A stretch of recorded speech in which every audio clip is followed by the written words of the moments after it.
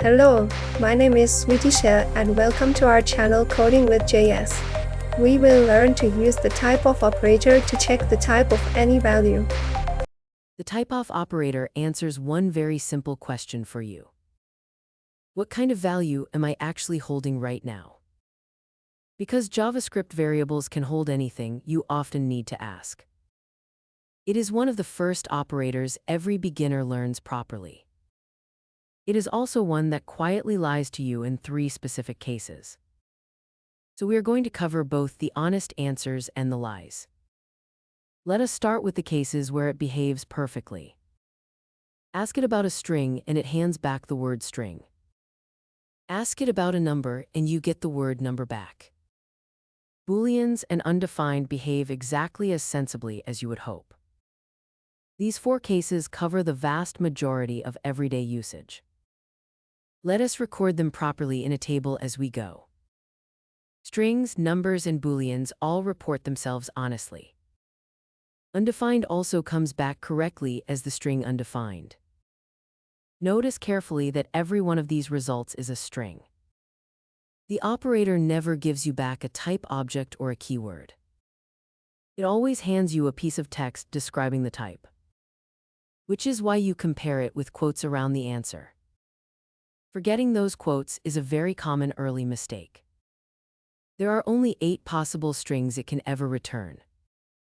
Now we reach the first and most famous of the lies. We ask typeof about null, which is definitely a primitive value.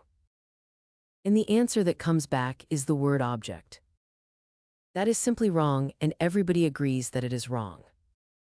Null is one of the 7 primitives, exactly like a number is. We covered where this bug came from in the primitives video. The very first engine tagged values with a small type number. Objects happen to use the tag 0 for that purpose. And null was represented internally as a pointer to address 0. So the check looked at null and confidently reported an object. Fixing it was proposed formally and then deliberately rejected. Too much working code on the internet depends on the wrong answer. So what should you actually write when checking for null? Do not use typeof for this particular question at all. Compare the value directly against null with 3 equals signs. That comparison is exact and it never involves any conversion. It is shorter to write and completely unambiguous to read. The second surprise catches even experienced developers regularly.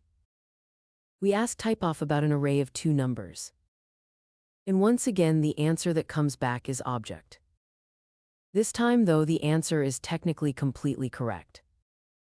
Arrays genuinely are objects in JavaScript with numeric keys. There is no separate array type hiding underneath at all. So typeof is being honest, but it is not being useful. Knowing something is an object rarely tells you what to do with it. This is the real limitation of the operator overall. Arrays, plain objects, dates, and null all report identically. Every one of them comes back as the string object. So typeof can tell primitives apart but never objects. For arrays specifically, the language gives you a proper tool.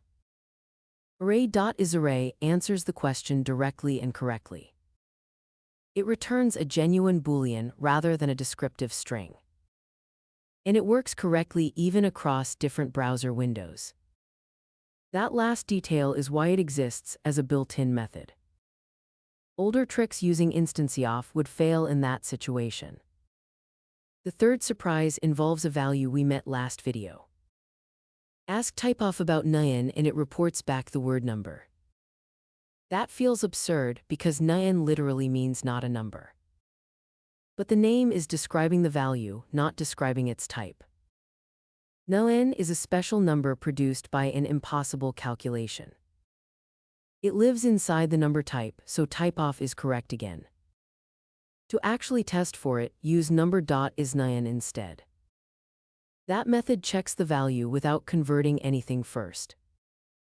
We will look at why that distinction matters in a later video. There is one genuinely excellent thing about typeof. Look carefully at this line, which uses a name never declared. Reading an undeclared variable normally throws a reference error. Your program would stop immediately at that exact point.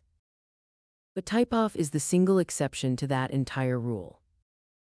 It quietly returns the string undefined instead of throwing. No error, no crash, and no interruption to your program. That behavior exists for a very practical historical reason. It lets you check whether a feature exists before using it. You could ask whether some global API is available first. And you could do that without risking a crash on old browsers. That pattern is called feature detection, and it built the modern web. There is one more honest and genuinely useful answer. Ask typeof about a function and you get back the word function. This is interesting because functions are technically objects too. The specification could easily have reported them as object. But function got its own answer because it is so useful. Checking whether something is callable happens constantly in real code, especially when you accept a callback from someone else. So this is the one object case typeof handles well. Let us run the whole file and confirm every single result. The first 4 print exactly the honest answers we predicted. Then null reports as object exactly as the bug requires. The array also reports as object, technically correct but unhelpful. The function reports as function, which is the useful exception. And the undeclared name returns undefined without any error. Finally, Array.isArray gives us a clean and correct true. Every prediction from our table held exactly as described. So let us gather all of this into something memorable. Typeof is excellent at telling the primitive types apart. It reports null as object, which is a permanent historical bug. It cannot distinguish arrays, dates, or plain objects from each other. Use a direct comparison against null when checking for null. Use Array.isArray when you need to identify an array. And it is uniquely safe to use on names that may not exist.